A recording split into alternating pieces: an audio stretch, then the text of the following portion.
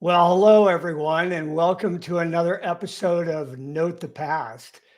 It's been a while. I've been working on a number of projects, some of which I hope to share with you on a future episode.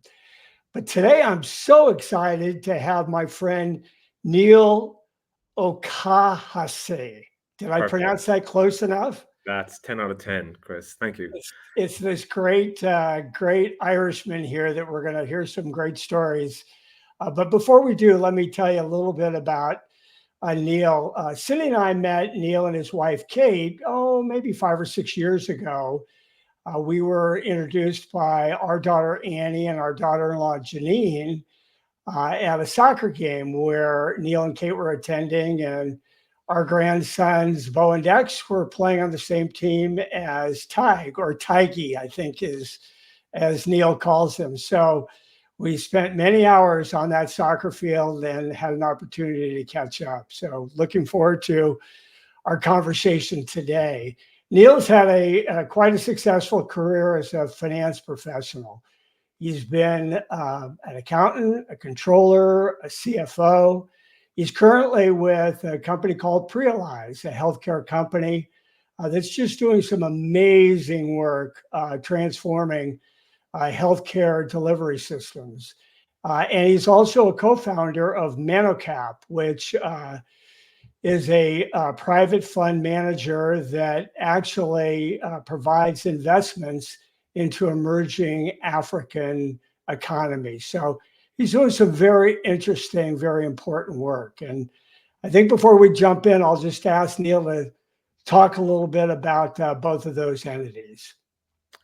Thanks, Chris. Thanks for that great intro. And yeah, it's if you were an Irish interviewer, by the way, your Gaelic is very, very, very good. Spot on for someone with obviously Scandinavian heritage. So nicely done.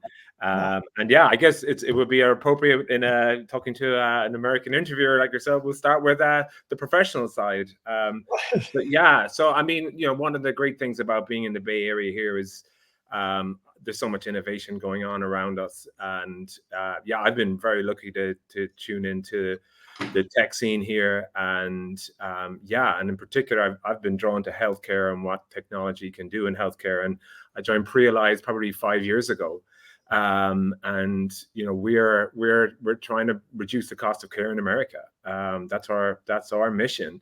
We're doing it using we've been kind of using machine learning and now AI models to predict future health outcomes for individuals, and we've gotten really good at doing that. And I'm really excited about what that can do for how people get care in America, and hopefully we can help take cost out as well and lead to better outcomes here. So, and boy, does this economy need both of those things at the moment. All economies do, especially this country. So yeah, it's an exciting time, and there's a lot coming down the track in healthcare and so many possibilities with technology. It's fun being in the Silicon Valley in the center of it all. So yeah, that's the day job. You did ask me about Manocap, Chris. Manocap, I was, that's a very exciting kind of piece of work that I started over 20 years ago now, nearly. Yeah. I was very lucky. I went to Sierra Leone, which is a beautiful country in West Africa, as a volunteer. I left a job at Apple right when Steve Jobs was still the boss there, and I went and volunteered for an Irish nonprofit that works with street kids down there. And within a week, I was at a dinner party at the British High Commission, which is essentially the British Embassy, with 5 other people. One of those is my future wife. And one of the others was the person who became my business partner at Manocap. And we founded Manocap together. And yeah, we started it off as a accelerator for startups, and grew it into a fund. And that was a wonderful thing to do at the time, and I devoted probably 10 years to working on that. That's just wonderful work.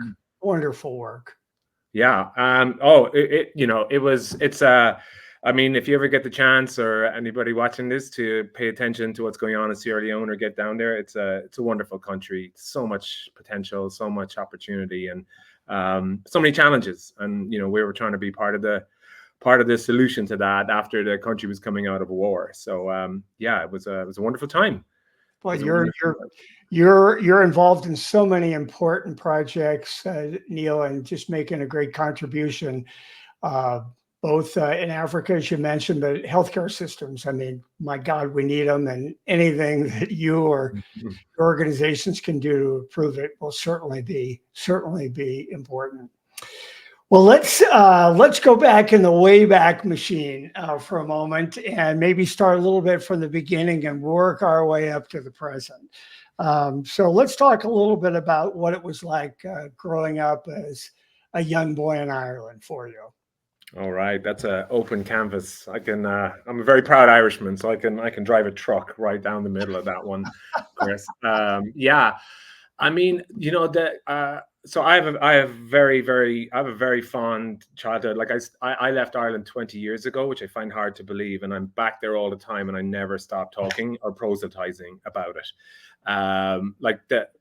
When I think about the Ireland I grew up in, it has changed. You know, a lot of the stereotypes that you hear about were very, very true and still are. A lot of them are true.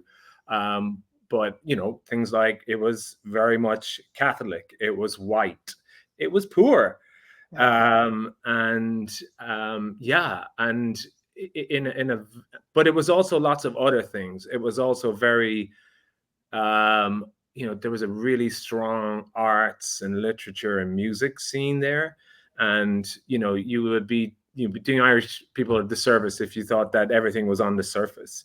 Like in you know, so like growing up in that time, Ireland was all those things, and you know, it in the time that I've kind of uh, been out of the country, and even before then, it has really transformed. I mean, you know, Ireland's a rich country now. Never saw that coming.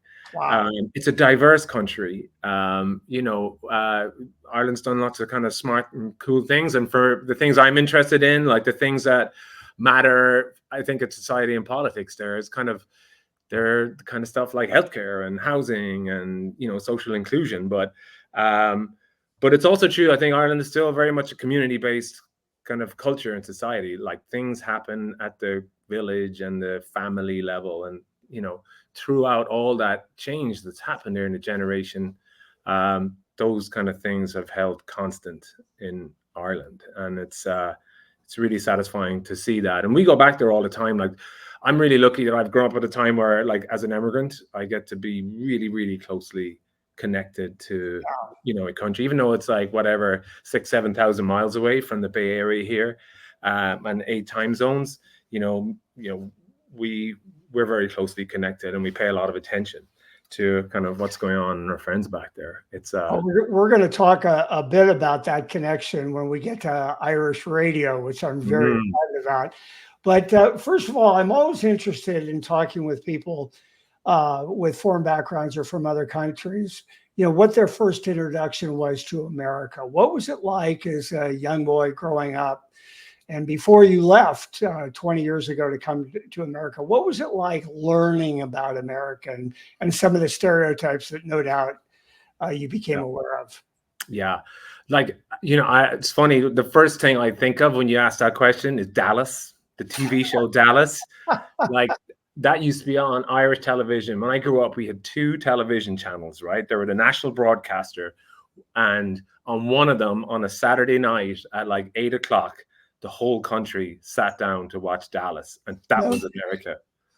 And we thought it was really cool. Like, I mean, it was glamorous, it was big, it was mean, it was like, yeah. And the whole country fell in love with Bobby Ewing. But like, those are first impressions, honestly. Like that, if you know, going back to the early '80s, and it kind of it set a tone, honestly, for what it was. I mean, that's one, right? Television, like America was exporting like popular culture content, that just you couldn't get in, certainly where I came from in Ireland.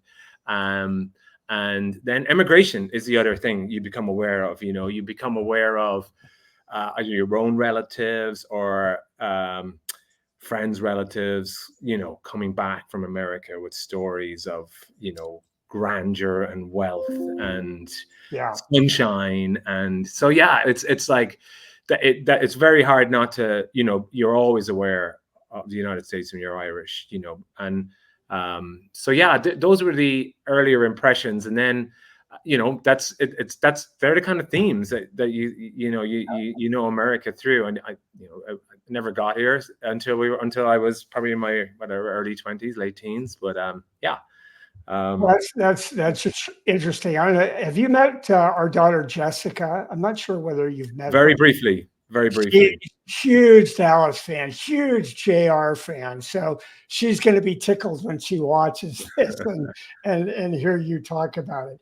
The other thing that you talked about, the sort of the Catholic religion within Ireland. You and I, when we were talking about doing this podcast, I asked you, what the Northern Ireland conflict was like, and we talked about U2's song "Sunday Bloody Sunday," which was still one of my favorite songs. What sort of impact, or did that song characterize much, or influence much, or have an impact at all about what was happening with the Irish conflict? Yeah. I mean, it's a fantastic song. It still like packs such a punch. I think that song was probably recorded 40 years ago.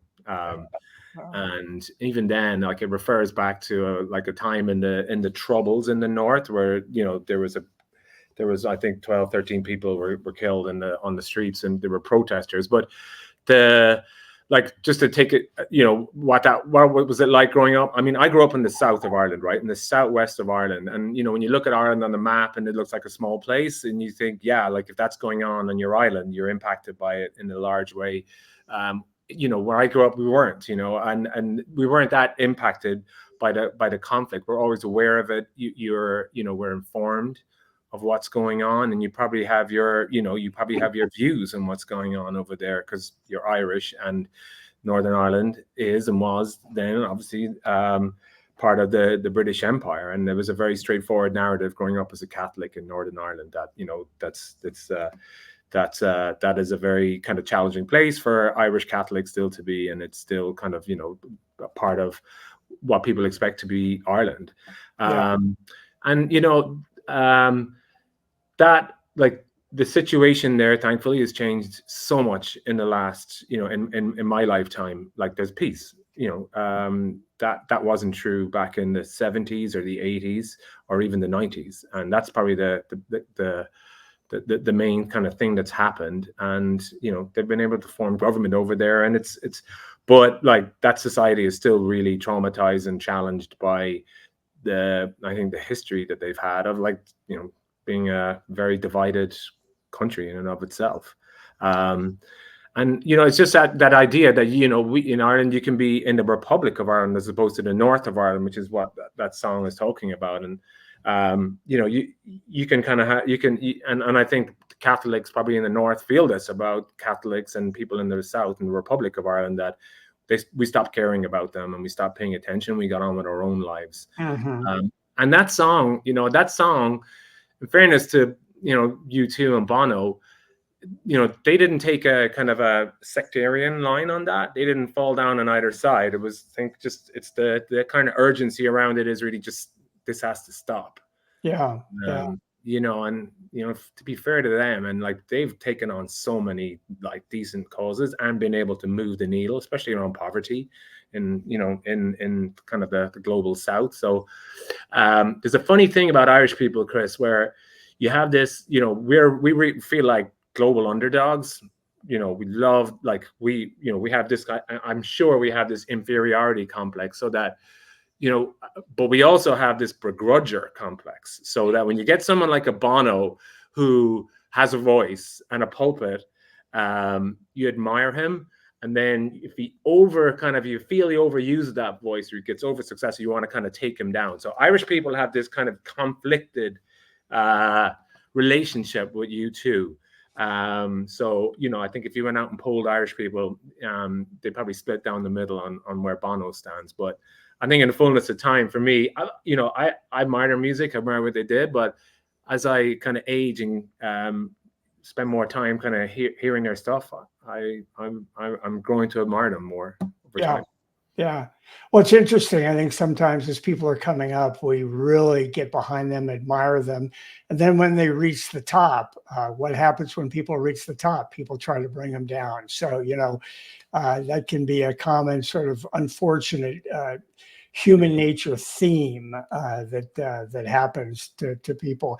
Let's go back for just a moment. You mentioned about the increased wealth in Ireland, even within your lifetime. Well, how did that come about? What was it? Was it technology, innovation? What was it that sort of spurned the wealth that you spoke about earlier? Yeah. My understanding, and I think, there's a few things, right? Ireland was probably poorer than it should have been, like in the 70s and the 60s and the 70s. One, because the country was kind of new, right? As a state, it was new since 1921. Ireland got its independence from the UK, and like the country kind of became a very, very, I would say, conservative Catholic country, which kind of wasn't expected to be.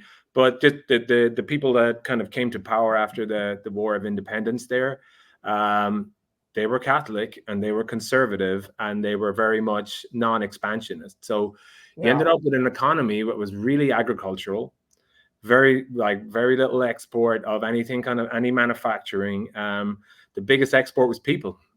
Irish people were going out to the US, they were going to Australia, they were going to the UK in their hundreds of thousands.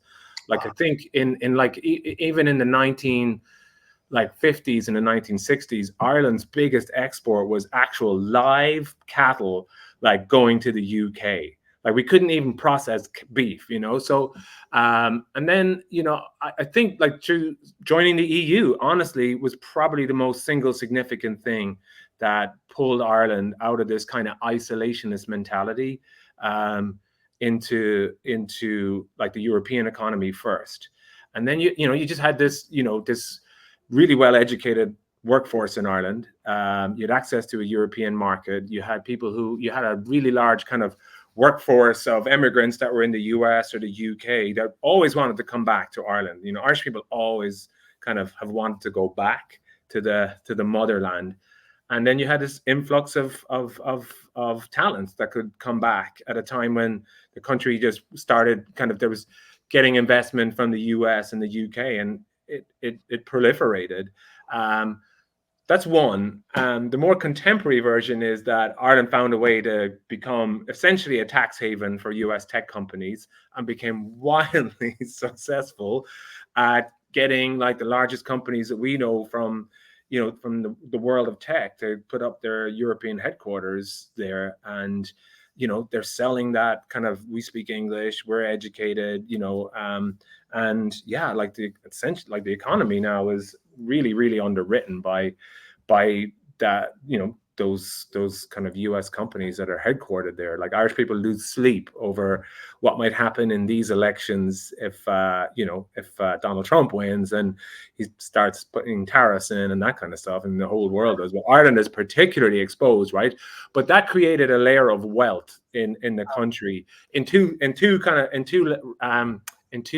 tranches. One was like the classic underdog and the nouveau riche. Ireland got rich really fast in the 1990s and the early 2000s, and then you had we really gorged ourselves on property, with a property bubble that burst spectacularly, and then there was a biggest hangover.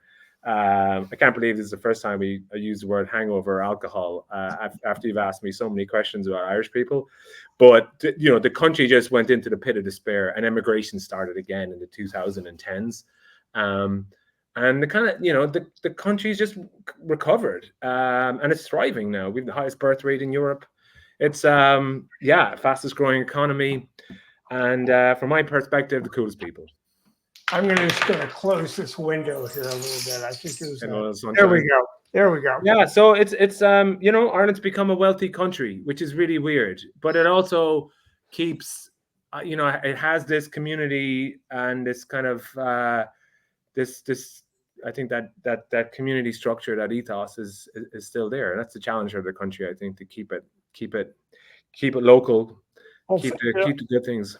it just in 100 years as a republic, it's amazing the amount of economic, social, and political growth or change, I should say. And I'm sure it's had a huge cultural impact and still is based on how you've described it. So you immigrated about what 20 years ago to America. How did that come about?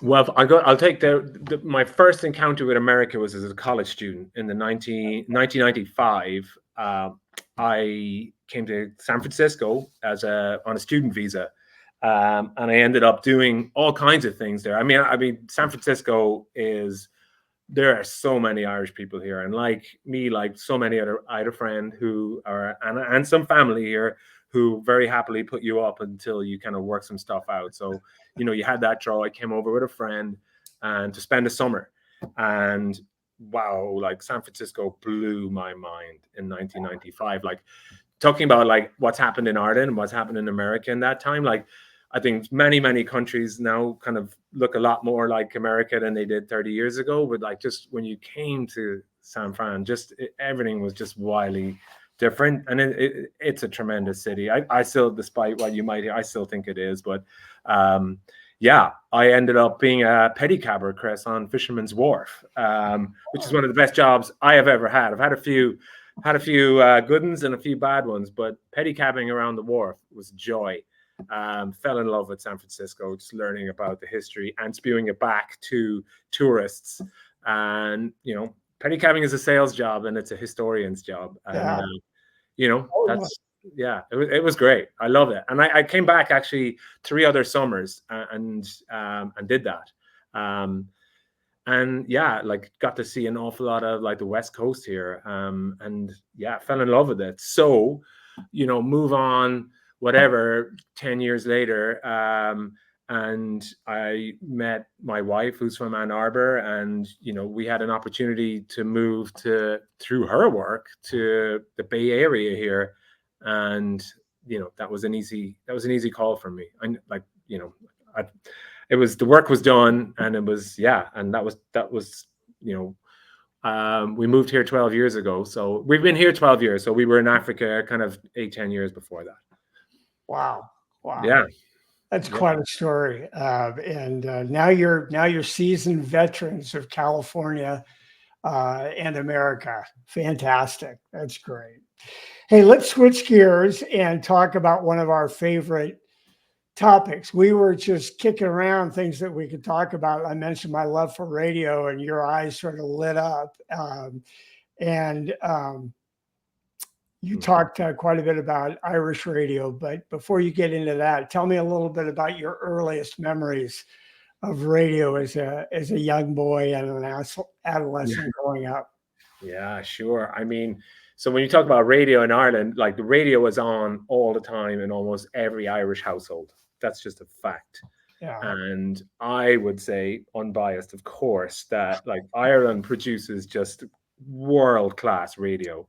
It is, and it's talk radio with some entertainment and current affairs kind of mixed in there. But it's we're a verbal people, and our radio, like national broadcaster, is just awesome. If you talk to my kids here, like it is on like all the time, right? Irish radio is streaming in this house all the time. But so you come from that culture, like that verbal kind of oral tradition, and it's just there all the time, and it's quality content. Whether as I said, it's either sport, could be music, current affairs, comedy. It's just coming all the time. And yeah, like no matter what house you go into, and it's currency for people. Like that's what people bond around it. And yeah, like you go into an Irish house, the radio's on, the kettle goes on, it's tea, it's radio, it's chat. It's really nice. What's so interesting about that, Neil, and the detail that you provide around that radio, and I'm making a really broad generalization here, and some people will probably quarrel with it, but we grew up with radio also, and Cindy and I listen to radio even here through our clock radios, I don't know, 10, 15 years ago. And then it Mm, just stopped and it went to television. News came through mm, television. right. And to hear you talk about, Irish radio still beaming on in your house, all the time, it just takes me back to a different time that Cindy and I that we grew up in. Yeah, no, I must hook you up, Chris. I got to do that because, like, radio just does so much, right? It just fills a room in a way television just can't, Yeah, especially when it's good talk radio. Um, so yeah, and you know what I think is great about it? It's not as if it's on the wane. Like television didn't knock it out. Like it yeah. still has really solid listenership, and you know, government still and people are still prepared to fund it. So. Oh yeah, it's great, and it's yeah. I think it's to me, it's a signature part of Ireland, and I need you to help me find some of the good local content here as well. I'm sure it's out there. Well, Yeah, so when you talk about Irish radio, and obviously, when did you first start listening to it? When you were a young boy, because it was in your home? yeah, it was. Yeah, I mean, it's in the car, it's at home. That's it, and yeah, you kind of go in and out of different things, like sport, obviously, and then as you become interested in music, like music in Ireland, like it's uh, obviously it's a core part of our culture, but like the quality of radio, and there's just this thing, like there's one of the like these kind of late night kind of music radio shows, like there's this just tradition of these DJs that will curate and narrate these songs, and it's just a beautiful way to digest new music and open your mind up. When it totally transforms how you hear a song for the first time, right? You've got these DJs who are just probably met the band or had seen them or something, and they're just telling you about like their experience and what it's doing in a way that like certainly my own ear wouldn't hear, but once it's explained to me, it just takes on a totally different relationship with music, for example. uh The way you're talking about that really does take me back to the 70s, of where you had these great radio stations like KSAN here in San Francisco mm, or KMET down in Los Angeles, where the disc jockeys really did, and I loved your word, curate the song, describe the song, maybe even have the artist in the studio right. introducing the song and then playing the song. And that was great radio. Yeah. Yeah. I'm surprised there's not more of it. I'm sure it's happening in podcasts here and there, but as a national broadcaster, still being able to do that, like I can, from like, the equivalent of like, probably, 9 p.m. to midnight in Ireland for 3 hours every night. You could tune into that, and it's gold. Like it is radio gold. And that's on the music side. I'm sorry, go ahead. No, I was gonna say like like if you're like sports your thing, you get the same on the sports side, like on the weekend mornings as well. Like just and that's real, that's fun stuff as well. That's just like passionate sports people getting into it, and it's just chat, rather than just actually commenting on games. It's just opinion, analysis, comedy.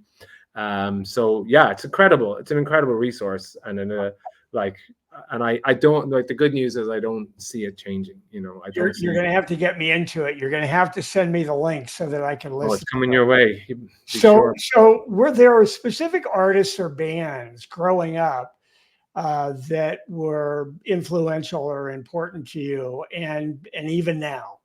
Yeah. Oh, yeah. I mean, um, like the music I was listening to was the music that was coming out of here in the '60s, and it's incredible how that music still has the ability to just hit the spot and Yeah, excite. It's just nuts. So what I say out of here, like of course, the Beatles and the Stones were my mother, for example, she was a fan, and we'd had that music on in the car. She would have like cassettes or whatever, and then as I kind of as you take, you digest that, and you find what's next out there, and you're listening to your radio, and it takes you along. I mean, just getting into the sounds of like I missed out on the Grateful Dead, which I caught up later in life, but I feel that was a real miss. And actually, the day I arrived in San Francisco was the day Jerry Garcia died. Oh, no kidding. Yeah, and I had missed their whole music experience, but I could see like there's something really, really unique and moving is happening here. I've got like, how did I miss this when the man was still there?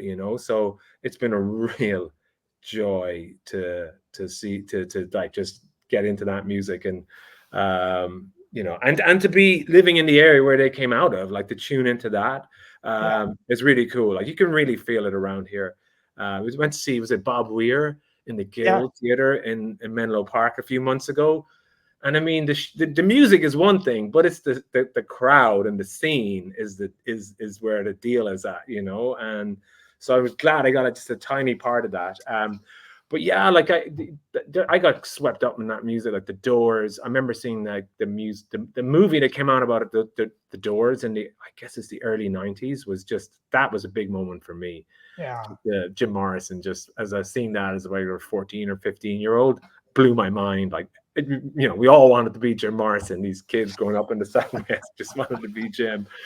And it just put us on me anyway, on a musical journey. And like some of the bands I fall in love with are Love, like your daughter Annie would have heard me proselytize about those guys. And one of the things that, like, just before I kind of left Ireland, Arthur Lee was the lead singer of Love, and he'd gone to jail for a time, and he got out, and he ended up spending a ton of time in Ireland and doing shows there. And he put his band back together, and I was like, I just had so many missed encounters, and then he died, and it's one of those situations. Never got to see him, the one that got away, but yeah.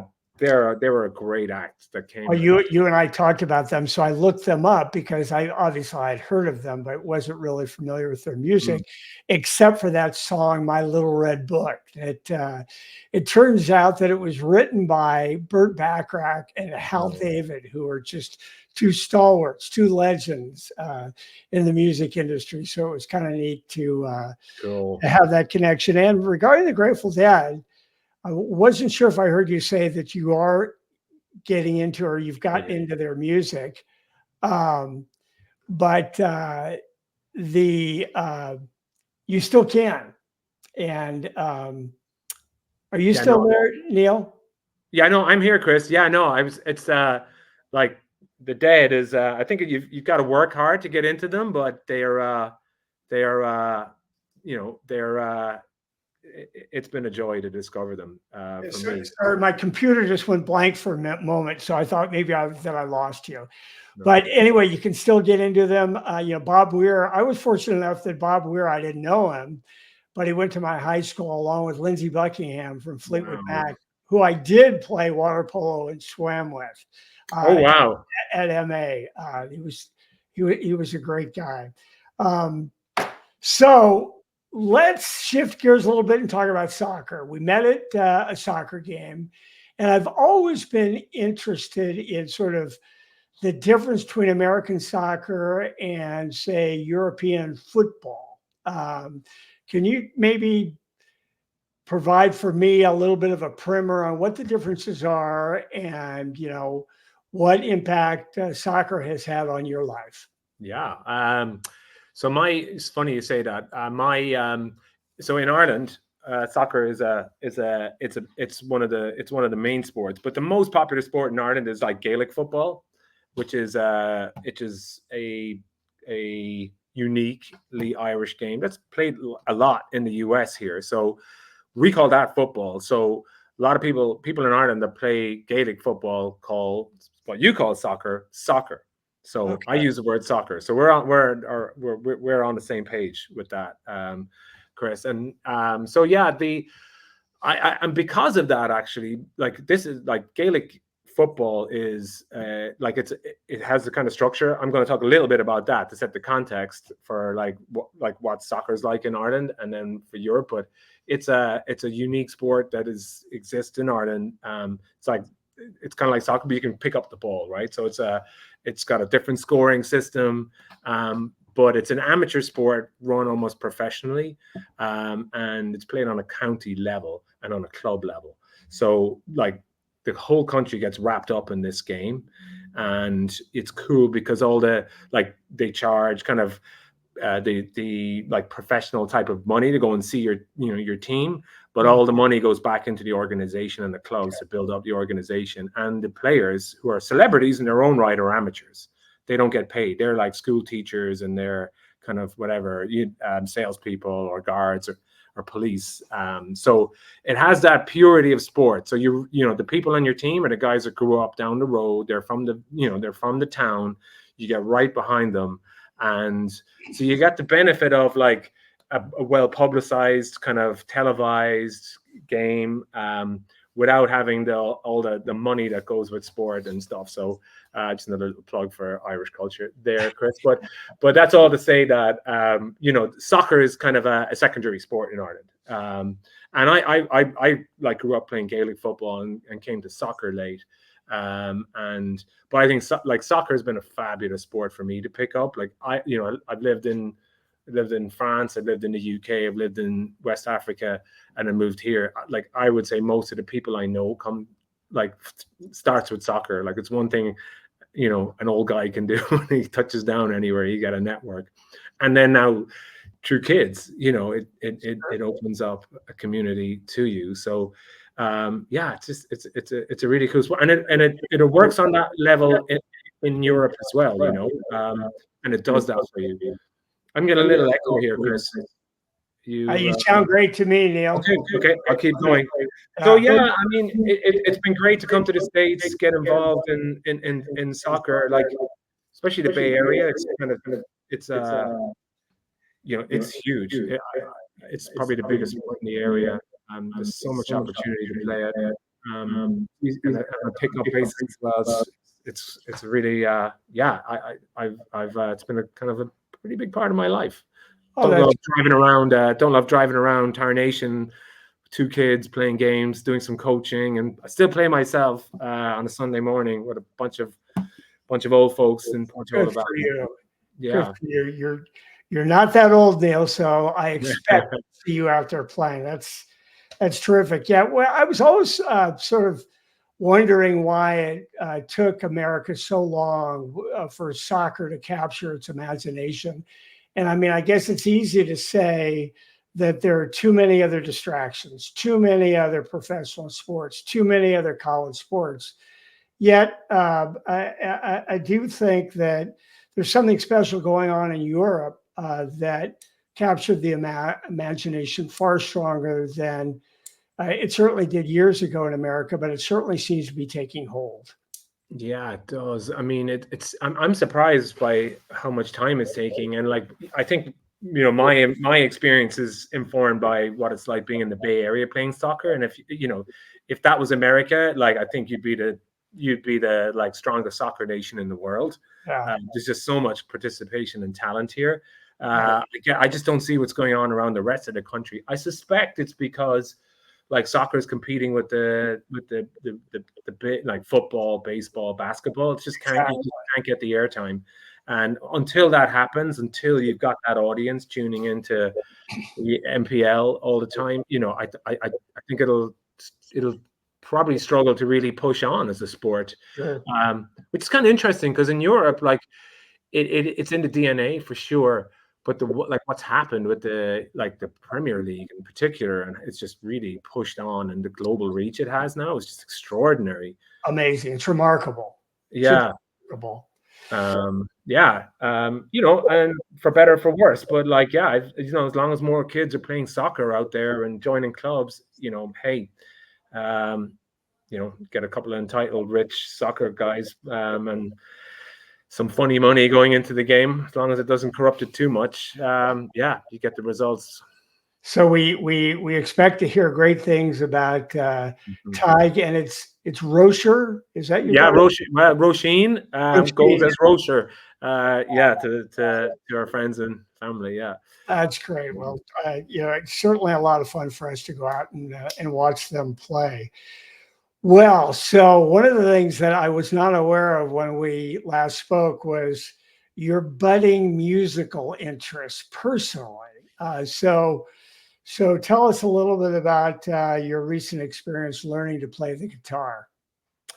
Wow. Yeah. As a avid listener and enthusiast of music all my life, I have been humbled by picking up the guitar, and I'm in awe of anybody that at a later stage that can pick it up and achieve some form of competency with it. Yeah, I mean it's a joy, right? It's kind of I'm learning to read for the first time. I'm learning to play guitar newly, and trying to fight for time amongst all the other priorities and things that go on in life. But it's it's bloody hard, Chris, to pick it up. But it's kind of giving me it's definitely giving me a new appreciation for what like my heroes have been doing, all that time. And yeah, like that's that's the positive for me. The main positive, yeah, like I can just it's kind of changing my relationship to to music, what I can hear. Um, and maybe in time I'll get to render some of it, but I'm not there yet to a Well, you're public. doing some singing also, right? Well, like we do. There's a I in the last couple of weeks we joined the No Stress Choir out of Clock Tower Music, and that's been really fun. So that's the level I'm at. So yeah, like playing a new instrument, playing an instrument, if you're new to it, is bloody hard.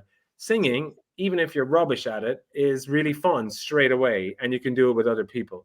Yeah. Like I can't, I can't, it's a joy. It's a, it's a real it's a real joy. This collective singing. I can't believe that I've gotten to such a stage in life without having done a lot of this over the years. It makes it's something I really want to do more of.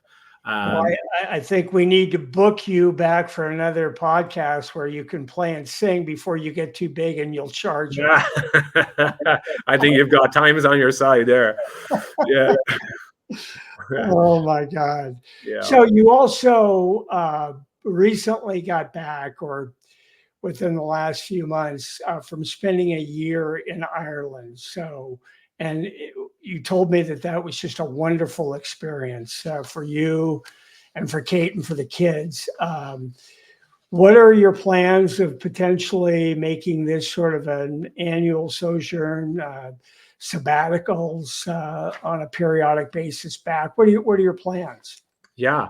Um, I mean, we're just back from a year, and we moved the kids into school over there, and we worked out of there, and it was incredible. It was an incredible experience. We were very lucky to be able to do it.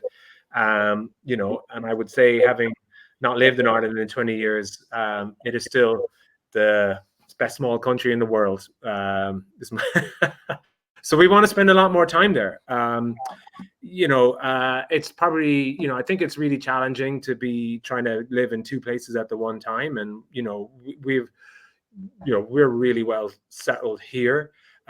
So it's establishing the art of trying to be present in two places at the same time. So I think credibly, it's, spending those school vacation times so the kids get to maintain the friendships and the relationships that they develop there over the year and keep the family connections. And it's the same for us. Yeah. It's really good to to change, have a change of scene. It makes you appreciate where you're going to and where you're coming from. Yeah, it really does. So yeah, it's as I said, like Ireland's kind of really changing fast. It's really interesting to go and really experience it firsthand and get the kids immersed in it. And I hope to be able to sustain it, whatever that kind of means going forward. Your Irish pride comes through loud and clear. So Yeah. you have represented your country well as your newfound country, and your career is doing extremely well, and with your musical interest now. And I am going to send you some tutorials by Mike Bocelli. He's fantastic. I think you'll really enjoy watching his little videos on guitar lessons particularly for Beatles songs. So Okay. it's really a lot of fun also. Okay, awesome. I look forward to getting that, and no pressure. We might have to go. Yeah. Do you have you been doing a bit of playing yourself, Chris? You No, I had my one and only guitar lesson from Lindsey Buckingham back in high school, and he showed me a few chords in his bedroom, and I never took it anywhere. I am not musically inclined. I love rock and roll. I love the history of music, but you're not going to find me either playing or, my God, no way, singing. So I leave that to more. wow. I leave Okay, that to that's more I leave that to more talented people like you, Neil. I never mentioned talent, just perseverance. Uh, Yeah, that's cool. Good. Wow. Okay. well, this has been terrific. I'm so happy we're able to do this and really get a good glimpse into your past in Ireland. Uh, Being able to fill in the blanks with people that you've met and go in a little more depth about their personal and life experience is always a lot of fun. So, Neil, I really appreciate you coming on today. Oh, thank you, Chris, and thanks for having me on. It's always really great to catch up with you and the whole clan, and look forward to doing it in person Yeah, very and very soon. since you and Kate and Annie and Janine get to throw back a bunch of pints, I think it's time that you and I get to do that as well. I'll hold you to it. How about that? We'll do that over some music, Oh, I okay? love it. I love it. Great. Good stuff. All right, Neil, thanks for joining, and I look forward to catching up soon. All the best, Chris. Take care. Take care.